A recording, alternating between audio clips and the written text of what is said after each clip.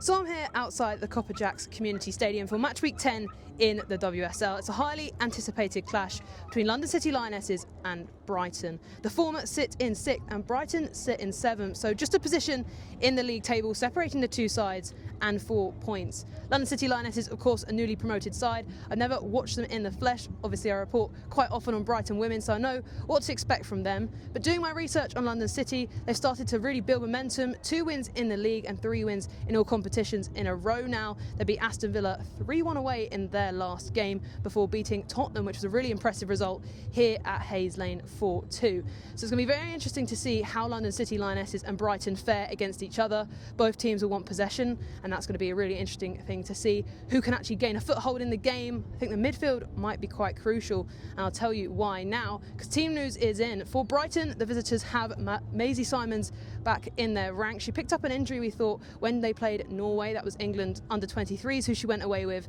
during the international break. But thankfully, she's back fit and ready to start, which is really important for Brighton. She can break up play in the midfield. Another midfielder who I think is going to be really important for them is Nadine Nordum. She starts over Fran Kirby, who I believe must just not be fit to start, or rather Nadine Nordum having a great game last time out in that 4-1 victory for the Seagulls over Leicester. Perhaps that's the reason she keeps her spot. Dario Vidošić was waxing lyrical about how influential she was in that game. So watch out for those two in midfield. And also up front, Carla Camacho, the striker for Brighton. She still appears to be, I don't know, suffering from some sort of injury. Last time it was concussion protocol that left her out against Leicester.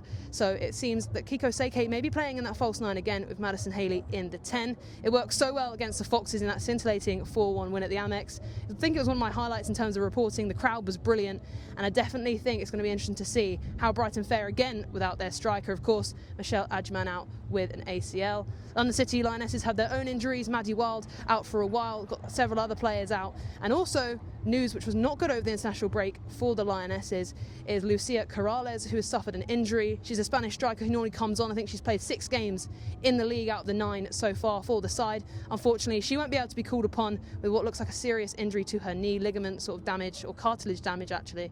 So yeah, that's unfortunate for them. But London City Lionesses do have their own threats. We've talked about, you know, Kiko Seike, Madison Haley. I even want to mention Rosa Kafaji, great winger, who starts today for Brighton. But London City have their own threats. Freya Godfrey, you might be familiar with. She got her first call-up for the Lionesses, senior England women's side that was, for the China and Ghana matches. Unfortunately, she didn't feature in either of them, but it's a great experience for her to be in her first senior camp. So Freya Godfrey with 2 goals and 2 assists. Scored 2 last time they were here in that 4-2 victory London City had over Spurs. So it'll be interesting to see what Freya Godfrey can do. And also their striker Isabel Goodwin with 3 goals from 9 matches. Watch out for her, another bright young prospect. And in the midfield, I don't think we can't not mention rather Kosovar Asllani. What a player for Sweden and also for London City. She's a very experienced player, playing at the likes of Manchester City and Real Madrid. And yeah, she's been unbelievable so far as a playmaker and as a goal scorer. 2 goals and 2 assists to her name. It'll be interesting to see if she can cause havoc in that midfield. As I say, that might be quite crucial. But there you go. That is kind of the team news for both sides. And as I say, I think this is going to be a really tight match. I do think the crowd may just help London City Lionesses out in this game, though. It's expected for it to be one of the highest attendances at these games. The 2 terraces they normally sell tickets to and stands have all been sold out, so they've had to open the East Terrace for the first time.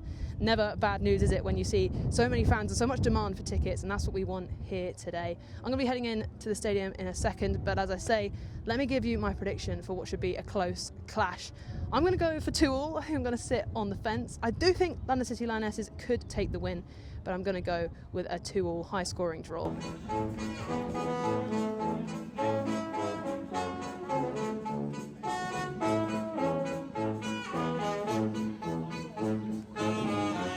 Brighton with a big chance now to double the advantage. Can she deliver here? Has already scored this season and got an assist today. But this one from 12 yards against Lete in the London City goal. It's Hayes and she saved it! Great stop there from the London City goalkeeper down to her right, and there's a brilliant stop to keep the goal. Score at 1-0. That really was superb. A diving save, and it wasn't an easy one either. I think Haley did all she could to sort of put it in that bottom left corner, but as you say, the goalkeeper diving to her right and keeping it to that 1-0 scoreline. Brighton will have a corner here though, so maybe going to put the pressure on London City Lionesses again. Well, that's she'll be disappointed, will Hayes, but London City will have to keep defending a little bit more as the corner comes in. It's deflected off of Aslani, and Kafaji will see this out for another throw, for another corner, excuse me.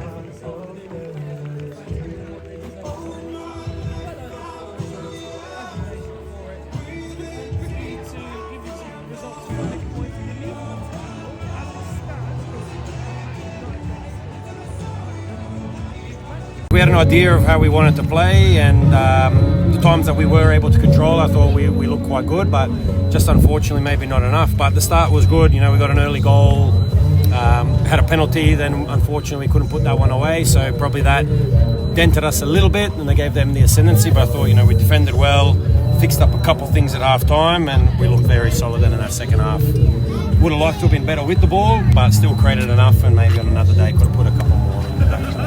So it's full time here at the Copperjax Community Stadium, and Brighton have managed to secure their first away victory of the season with a 1-0 win here over London City Lionesses. A really hard fought victory by the side, and Dario Vidošić, as you would have just seen, commending his defenders. I thought they were superb and limited London City to really any exciting chances, but also due to their own inability to provide that final ball. I thought London City Lionesses, especially in the second half, got into some really promising positions but just couldn't make anything of it.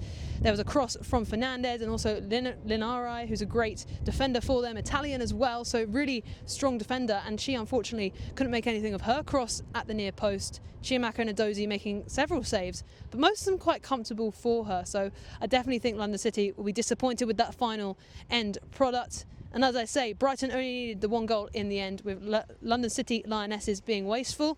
And they took it very early on. It was in the 6th minute that Madison Haley provided the assist for Kiko Seike.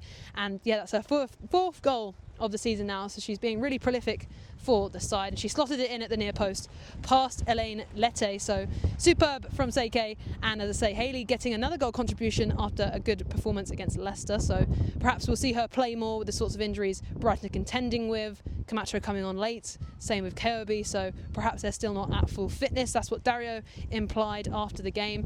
But yeah, I thought that link-up was superb for them, made it 1-0. Very quickly after, in around the 18th minute, they were awarded a penalty because Madison Haley was taken down in the box. I think her strength caused London City Lionesses a lot of problems, and it was Wassa Sangare who took her down in the box, and unfortunately Haley couldn't make much of it. Her penalty kick toward the bottom left I think was powerful enough, or at least a good angle on it, but a superb leaping save from Lete saw it denied, and that kept the scoreline to 1-0. London City then growing in to the half. Nikita Paris stealing the ball from Brighton, just in the way that Brighton had in that first half, in terms of literally pressurising London City and winning the ball back very efficiently. London City did the exact same, stealing the ball. Nikita Paris had a shot from the edge of the box, and it was saved over the bar by Chiamaka Nnadozie, who made some superb saves. As I said, a lot of them comfortable, but in general she's a really commanding presence, and I thought she was superb. So that denied London City. And as I say, there were chances for the side, especially through Immernan, who I thought was superb on the flank, caused Rachel McLaughlin a few problems, who I also thought was superb. But at times, Immernan managed to get down the flank, and yeah, as I say, it was that end product. Second half, London City did have chances, especially a strong spell around the 75th minute, but they just couldn't really get that final ball into the box. And Brighton had their own chances. I thought Manuela Venegas deserved a mention. Brighton's defence, of course, superb, as I said at the beginning of this video, but especially the Colombian making her full debut in the league for the Albion.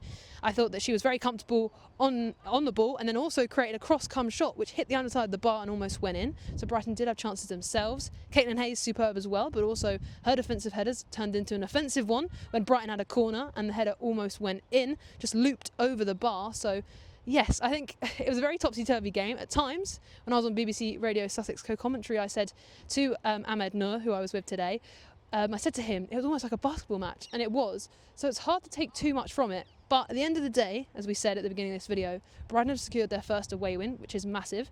2 wins on the bounce for them now. London City Lionesses had 2 wins in a row, now a loss.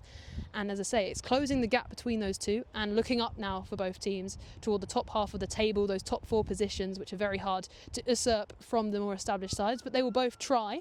And I think this was a real good appetizer for what both can offer. And in front of a record crowd. We saw 3,302 fans here today.